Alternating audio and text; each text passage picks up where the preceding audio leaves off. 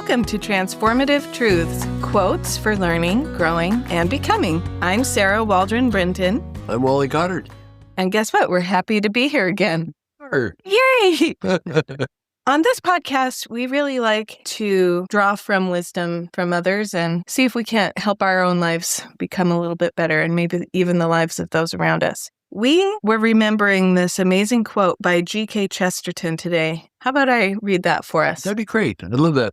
He said, "How much larger your life would be if you could become smaller in it. You would begin to be interested in others. You would break out of this tiny theater in which your own little plot is always being played, and you would find yourself under a freer sky in a street full of splendid strangers." Isn't it great? So powerful. Do you look around and think, what a splendid stranger? Sarah, when we do look around, each person we meet has their own story, their own challenges, their own gifts. And when we see each as a remarkable person, the possibilities for connection are immense.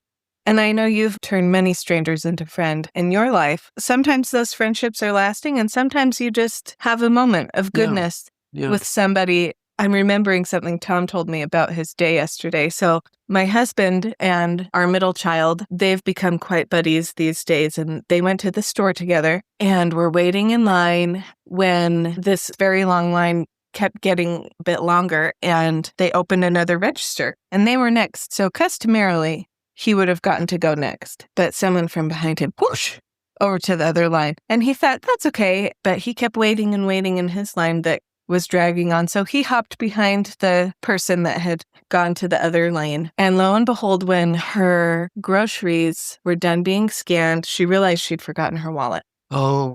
He thought, I could be grumbly toward this person because she took my spot in line, or maybe there's a way I could help her. And so he said, if you have Venmo, why don't you Venmo me for whatever your groceries cost, and I'll go ahead and just pay it for you so you don't have to run out to your car. And she was so thankful. And it was just this little thing where, I don't know, he helped someone not have to run out to the car. But it would have been easy to just say, haha, serve, right? You dig that? I suppose it didn't hurt either that then he got to go get his groceries done after having waited so long. But I don't know. I wonder if there's little moments where we can choose to be friendly and treat people as if they're splendid. And maybe as if we're all on the same team. I think of kind of a Zion mindset, the idea that we're one heart and one mind. We belong to the same community. We belong to the same God, and we're here to help each other. Yeah, and this idea of being in a tiny theater in which our own little plot is always being played. I think society right now has created so many opportunities for our own little plots to be magnified. We think, okay, I got to take the perfect picture of this family dinner so I can put it on my stories so that then people can like that story and know that I'm amazing. And I wonder if it feels sort of like a counterfeit version of keeping a record in this way, because I say that with a lot of hesitancy because I do enjoy sort of using social media at times as a journal. But when it becomes just a way for us to become self-immersed or self-obsessed, does that make sense what I'm trying to say? Or self-promoting. Yeah. As if somehow we are an ideal instead of just fellow travelers. And I know you have some thoughts about certain self-interested quotes going around on the internet these days. I do. I think Jesus said it most simply when he said, if you want to find yourself, you've got to lose yourself. There's no other way. As long as you are doing what Chesterton talked about and playing out this drama writ large as if the central drama of all mortality was your story, then you lose the perspective of all around me are people who need help paying for their groceries or who are lonely or sad or struggling. And when we quiet our own narrative a little and allow it, we don't entirely jettison it, but we don't let it take over and become center stage. And when we become aware of people around us, I think it's so much more interesting. Doesn't it? And so I think it's all about finding that balance where we share goodness, we use the tools that we have to inspire and uplift others. We somehow become self-aware of the moment when that takes a shift into, look at me, I'm so great, rammy-umptum times. And how can we become more naturally interested in others instead of ourselves? That's a great question. I suspect that if we look around us and say, I wonder what their story is, I wonder what matters to them, I wonder what maybe they're wrestling with today, if we just notice and invest the interest, I think that starts a process that changes things.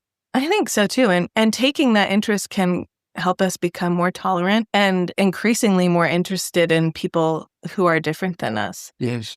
I have spent the past couple of months trying to really understand people who I'm close to and have a lot in common with, who we might have differing opinions about current events or something like that. And guess what I've discovered? They're just great people trying to do good things. Yes. And I think if we assume that about each other, that we're all out here trying our best, then we can look at each other and think, wow, isn't that a splendid stranger or neighbor? Yes. Or I think of the example when Nancy and I were at the grocery store and we saw a woman at the service counter. We were waiting for some reason in the service counter line, and the woman wore a hijab and had her little girl with her, and she was having a hard time getting a check cashed. And Nancy went up to her and said, as she was ready to leave, not having been able to cash her check, Nancy said, "Can we help you?" And we spent a day helping her figure out how to get her check cashed. And then a year or two since, trying to help her navigate life in the United States. And our lives are so much richer because of that association. And it is fairly often challenging,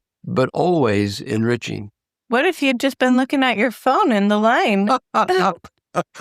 Yes. Or thought, I don't want to be too intrusive or whatever. But instead we say, how can we help? What can we do? We're related, Yeah. We have a common father. I often think in moments like that of, I think it was President Hinckley who said, never suppress a generous thought. Yes. And, it's tempting. Sometimes you have a generous thought and you think, this generous thought sounds hard. And I'm always happy when I do it anyway.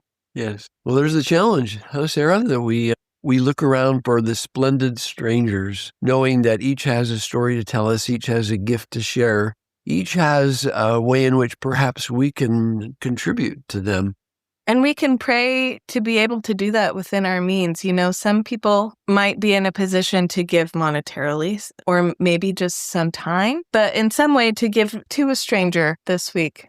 Yes. All right. Well, thank you so much again for joining us today. We hope that you've gleaned something from our conversation, and we hope that you can notice someone amazing around you today and make a friendship that lasts a moment or maybe even a couple of years. Let's have a great day. We'll see you next time. We hope that some of the quotes we share are meaningful to you and something maybe you'd like to add to your personal collection. If so, go to drwally.com and look under Transformative Truths podcast, and all the quotes as we broadcast them will be available to you to cut and paste into your collection.